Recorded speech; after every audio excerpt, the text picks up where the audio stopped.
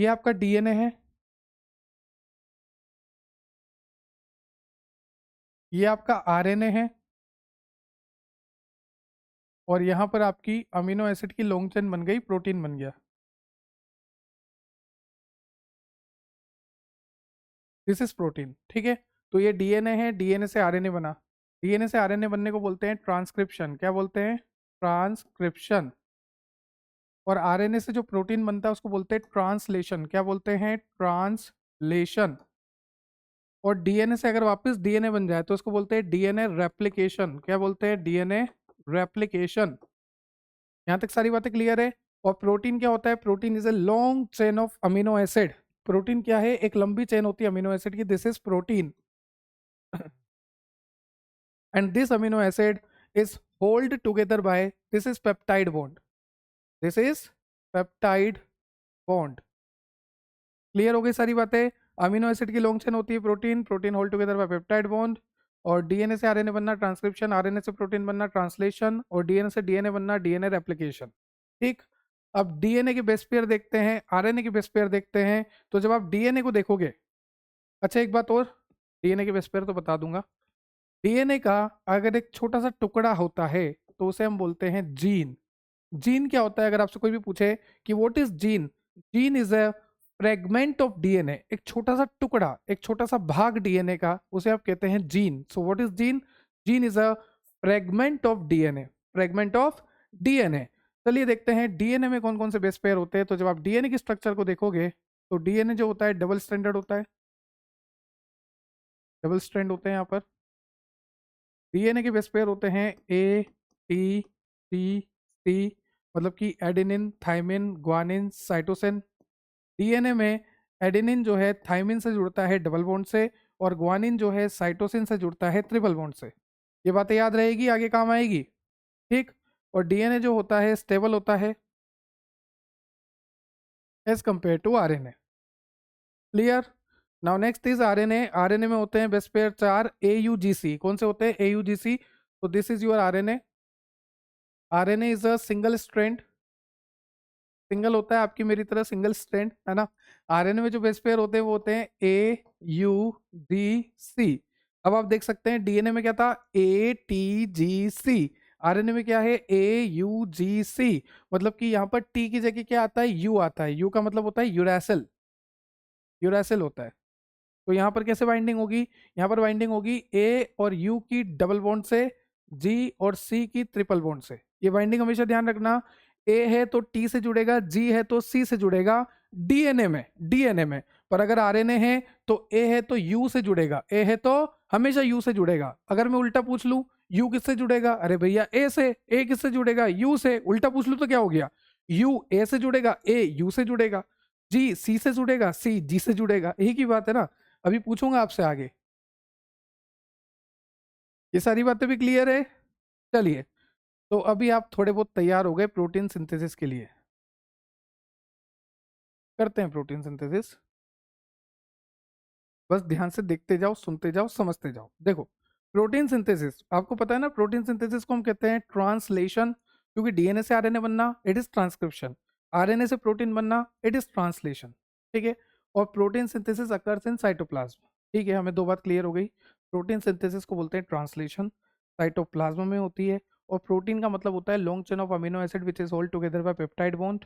तीसरी बात भी क्लियर हो गई। अब प्रोटीन बनता कैसे वो देखो। सबसे पहले आपका डीएनए है। क्या था ये? डीएनए। डीएनए में ट्रांसक्रिप्शन हुआ, एचएनआरएनए बना। क्या बना? एचएनआरएनए। ठीक। एचएनआरएनए से बना आपका एमआरएनए। कौन सा आरएनए बना? एमआरएनए।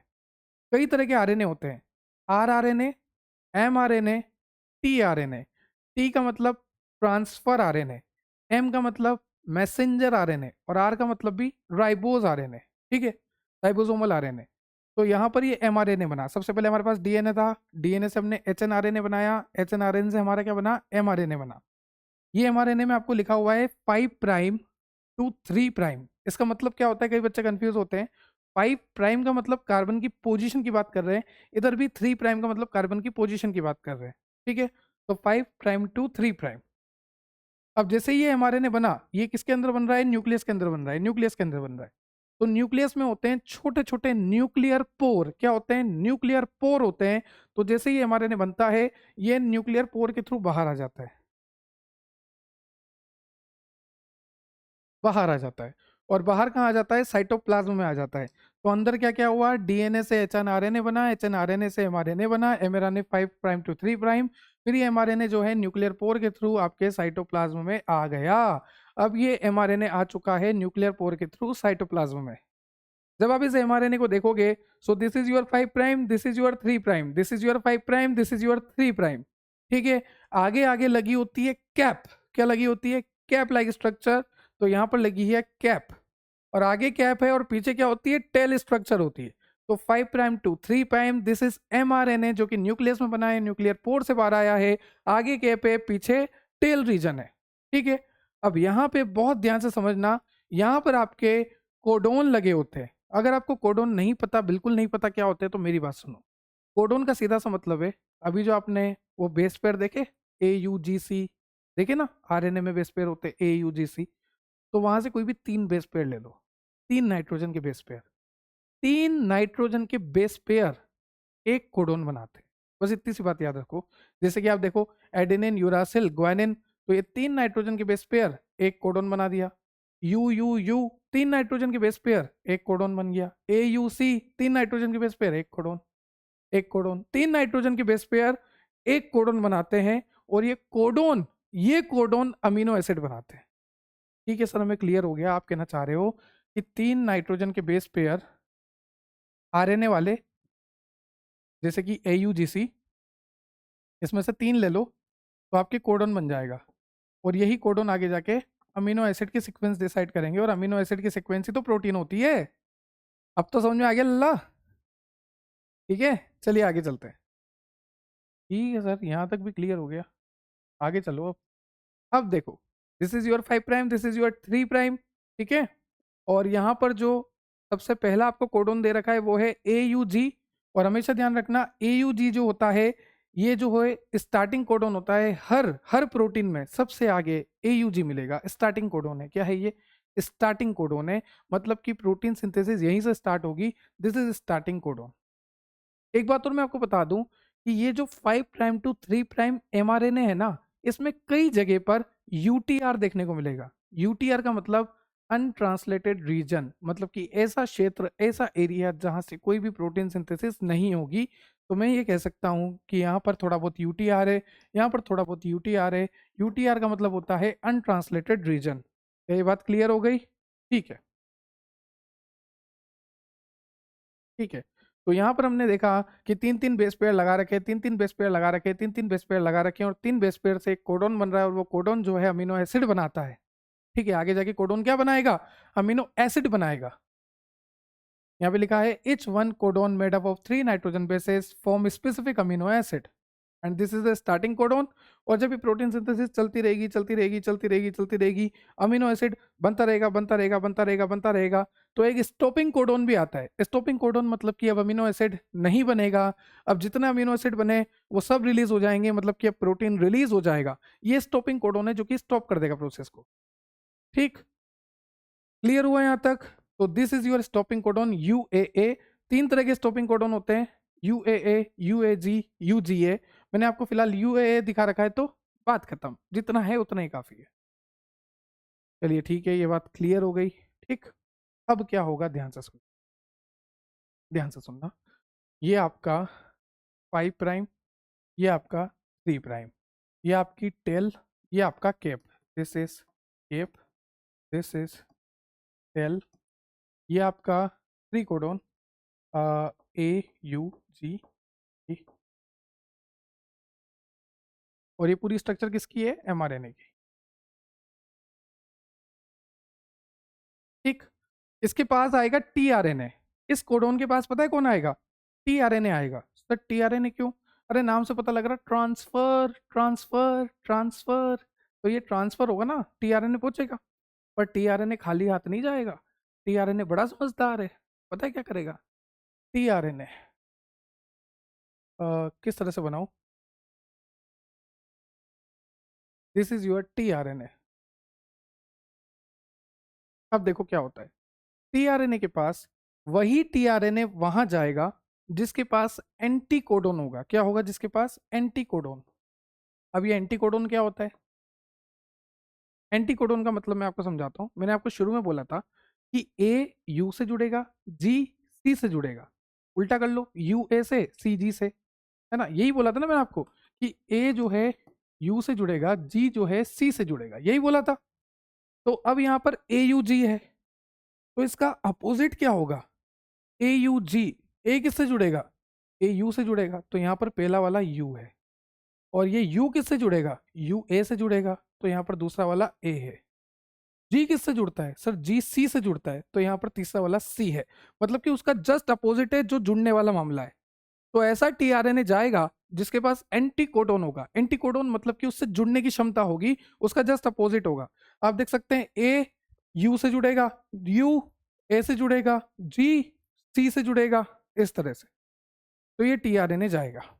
अब ये टीआरएनए खाली हाथ नहीं जाएगा भैया। टीआरएनए खाली हाथ तो जाएगा ही नहीं। टीआरएनए अमीनो एसिड भी लेके जाएगा। अब अमीनो एसिड कैसे मिलेगा टीआरएनए को, वो ध्यान से सुनो। ये अमीनो एसिड है। अमीनो एसिड जैसे कि मान लीजिए मिथियोनिन है, क्योंकि इसके लिए मिथियोनिन ही बनने वाला है। स्टार्टिंग कोडोन से मिथियोनिन ही बनेगा, ये मिथियोनिन है, ठीक है। अब ये अमीनो एसिड साइटोप्लाज्म में घूम रहा है, तो अमीनो एसिड ने लिया एटीपी। क्या लिया? एटीपी। तो जो हमारा अमीनो एसिड है मिथियोनिन, उसने लिया एटीपी, और उससे उसका हुआ एक्टिवेशन ऑफ अमीनो एसिड। क्या हुआ? एक्टिवेशन ऑफ अमीनो एसिड, मतलब कि मिथियोनिन। ठीक। अब ये मिथियोनिन, ये अमीनो एसिड इस टीआरएनए की टेल पर जाकर बैठ जाएगा। कहां पर? टेल पर। ये जो 3 प्राइम होता है इसका, इसका जो टेल एरिया है, यहां पर आके ये मिथियोनिन लग जाएगा। जब आपका मिथियोनिन एक्टिव होने के बाद, एक्टिव कैसे हुआ? एटीपी से जुड़ा। एक्टिव होने के बाद जब टीआरएनए की टेल पर लग जाता है, तो उसको बोलते हैं चार्जिंग ऑफ टीआरएनए। क्या बोलते हैं? Charging of tRNA. So it is a charging of tRNA. TRNA charge हो गया भैया, चार्जिंग ऑफ टीआरएनए। क्लियर? ठीक है। अब ये टीआरएनए जाएगा और यहां पर आ जाएगा, यहां पर ना, इस तरह से आ गया, यहां पर आ गया। और क्या लेके आया? खाली हाथ नहीं आया, मिथ्योनिन लेके आया। मिथ्योनिन। और वो जुड़ जाएगा। क्या क्या एंटीकोडोन है? यहाँ पे यू आ जाएगा, यहाँ पर ए आ जाएगा, और यहाँ पर सी आ जाएगा। ये जुड़ गया, जुड़ गया। और जैसे ही जुड़ा, ये मिथ्योनिन लेकर आया है। ठीक है। इस तरह से काम होता है। अब प्रोटीन सिंथेसिस में राइबोसोम भी होता है। राइबोसोम ही प्रोटीन फैक्ट्री कहलाता है। तो राइबोसोम कैसे काम करता है वो देखते हैं। यहाँ तक तो क्लियर हो गया ना? अब देखेंगे राइबोसोम यहाँ पर किस तरह से काम कर रहा है। देखो, राइबोसोम का काम समझो यहाँ पे।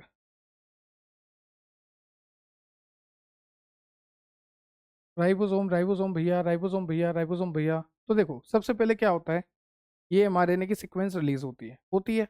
फिर यहाँ पर कोडोन्स आपको दिखते हैं। ठीक।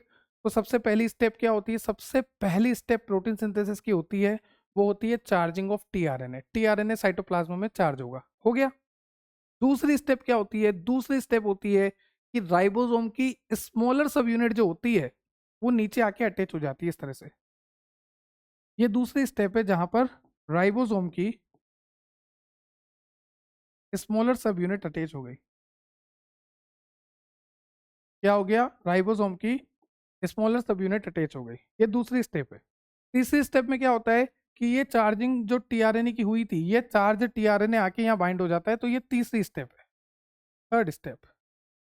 फोर्थ में क्या होगा कि यहाँ पर जो बड़ी सब यूनिट है राइबोसोम की, वो आके जुड़ जाएगी। ये बड़ी सब यूनिट जुड़ गई, लार्जर सब यूनिट। इस तरह से हुआ। ठीक। क्लियर है? सबसे पहले क्या हुआ? Charging of tRNA. फिर क्या हुआ? स्मॉल यूनिट ऑफ राइबोसोम आके अटैच हुआ। फिर क्या हुआ? आपका जो टीआरएनए था वो आके अटैच हुआ। फिर क्या हुआ? आपकी लार्जेस्ट सब यूनिट आके अटैच हुई। इस तरह से काम हुआ। ये 4 प्रोसेस हुई। चार्जिंग, स्मॉल यूनिट, फिर ये टीआरएनए, फिर लार्जर यूनिट। और इस तरह से राइबोसोम ने इसको बंद कर लिया है। देख सकते हैं आप, बंद कर लिया राइबोसोम ने। ठीक।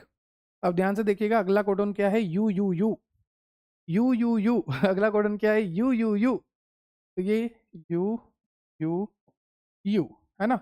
अब इसके लिए भी कोई टीआरएनए आएगा, इसी राइबोसोम के अंदर दबा हुआ रहेगा वो टीआरएनए आया, वो कौन सा होगा, ए वाला होगा, क्योंकि आपको पता है यू यू यू है, तो इधर ए और ए होगा, और वो भी अपनी टेल पे कोई ना कोई अमीनो एसिड लाया होगा। ठीक है, तो अब राइबोसोम पता है क्या करता है, राइबोसोम कैटालिटिक एक्टिविटी करता है, राइबोसोम छीना चपटी पे आ जाता है। राइबोसोम क्या करता है कि भैया ये आगे वाला जो है इसके पास एक अमीनो एसिड है, पीछे वाले के पास भी अमीनो एसिड है, राइबोसोम क्या करता है, कैटालिटिक रिएक्शन करता है, कैटालिटिक रिएक्शन करके यहाँ से इस मिथ्योनिन को तोड़ लेगा, क्योंकि मिथ्योनिन लेके आया, मिथ्योनिन तोड़ लिया, ये मिथ्योनिन तोड़ लिया, और इस वाले के पास भेज देगा, अगले वाले के पास, जिसके पास अमीनो एसिड था ना, इस तरह से भेज दिया। ये जो टीआरएन है ये कहता है ओ मेरा मिथ्योनिन क्यों ले लिया, तो राइबोसोम कहता है मेरी मर्जी, मैं प्रोटीन फैक्ट्री हूँ, मैं कैटालिटिक एक्टिविटी रखता हूँ, मैं तेरा मिथ्योनिन ले सकता हूँ, भाग यहाँ से। तो ये कहता है मैं तो नहीं जाऊंगा, मैं तो नहीं जाऊंगा। तो राइबोसोम कहता है कोई बात नहीं, तू मत जा, मैं चला जाता हूँ, मैंने तो वैसे भी तेरा अमीनो एसिड ले लिया। तो राइबोसोम यहाँ से उठ के थोड़ा आगे शिफ्ट हो जाएगा, देखो राइबोसोम इसका ये ग्रीन वाला ले लिया और आगे शिफ्ट हो गया, आप देख सकते हैं ये ऑरेंज वाले के पास अब ग्रीन वाला भी आ गया, वो पुराने वाले का ले लिया, और ये जो बेचारा टीआरएन है ये चला गया बेचारा, क्यों, क्योंकि राइबोसोम ही हट गया। तो राइबोसोम पहले इधर था, फिर शिफ्ट होकर राइबोसोम इधर आ गया, फिर ऐसे चलता रहेगा। समझ में आया, राइबोसोम शिफ्ट हो गया पहले वाले से अमीनो एसिड लेके, पहले वाले का अमीनो एसिड ये रहा मिथियोनिन, ये सेकंड वाले का तो सेकंड वाला लगा ही है। ठीक है, ये सेकंड वाला ऑरेंज था, ये लगा हुआ है, ये कहां से आया, ये इसने इससे छीन लिया राइबोसोम की मदद से। ठीक, अब अगले वाले के पास ये ब्लू वाला है। ठीक है, तो अब राइबोसोम पता है क्या कहेगा, ये ऑरेंज और ये ग्रीन दोनों ही तेरे लिए है, ऑरेंज और ग्रीन दोनों ही आ गए, ये तीन आ गए, इस वाले को भी भगा देगा, फिर जंप कर लेगा, ऐसे चलता जाएगा चलता जाएगा चलता जाएगा, और राइबोसोम अमीनो एसिड की चेन बनाता जाएगा बनाता जाएगा बनाता जाएगा, और लास्ट में आ जाएगा स्टॉपिंग कोडोन, और स्टॉपिंग कोडोन में होता है रिलीजिंग फैक्टर, कौन सा फैक्टर, रिलीजिंग फैक्टर। तो जैसे ही स्टॉपिंग कोडोन के पास आएगा, ये इतनी बड़ी चेन हो गई अमीनो एसिड की, जैसे ही ये आगे ट्रांसफर करेगा, ये तो स्टॉपिंग कोडोन है, रिलीजिंग फैक्टर है, तो ये रिलीज कर देगा इस चेन को साइटोप्लाज्म में, और यही चेन प्रोटीन है, यही चेन क्या है, प्रोटीन है। तो यहाँ पे लिखा है break due to releasing factor, अब यहाँ से राइबोसोम भी चला जाएगा, बोलेगा मेरे साथ धोखा हो गया, मैं जा रहा हूँ, क्यों, क्योंकि स्टॉपिंग कोडोन आ गया, उसने तो सोचा था कि आगे बढ़ेगा और अमीनो एसिड की चेन लंबी करेगा, पर अब तो भैया स्टॉपिंग कोडोन आ गया, और स्टॉपिंग कोडोन रिलीजिंग फैक्टर रखता है जो कि आपकी चेन को तोड़ देगा। क्या क्लियर है, ठीक है, बहुत अच्छी बात।